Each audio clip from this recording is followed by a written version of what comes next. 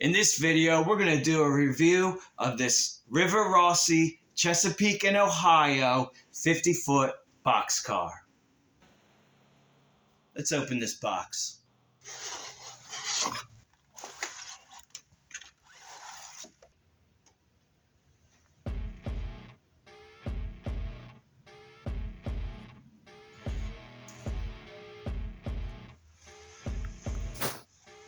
Rolls really good.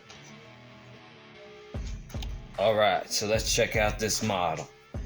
You got the writing here that is legible, the calling marks, and the logo. You got a separate door. Looks like it opens, but it doesn't, but it's cool, it's separate, so it does move. Yo, what's up everybody? What's going on? Click to subscribe for everything Model Railroad. Underneath here, minimal detail, but that's okay because there is detail under it.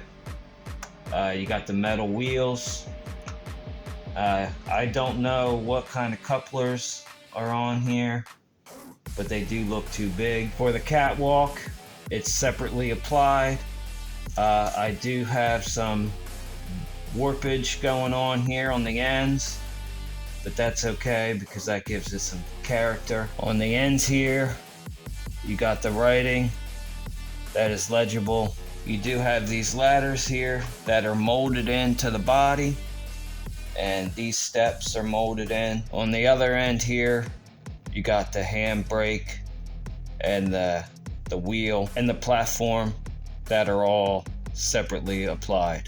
And you got this ladder that right here that is molded in. If you enjoyed this video and you learned something, then please give me the like. So all in all, it's a good model. I'm happy with it. I'm happy that all the writing is legible, even on the side here. You got the numbers, the C&O numbers right here, which you could read, and this writing here you could read.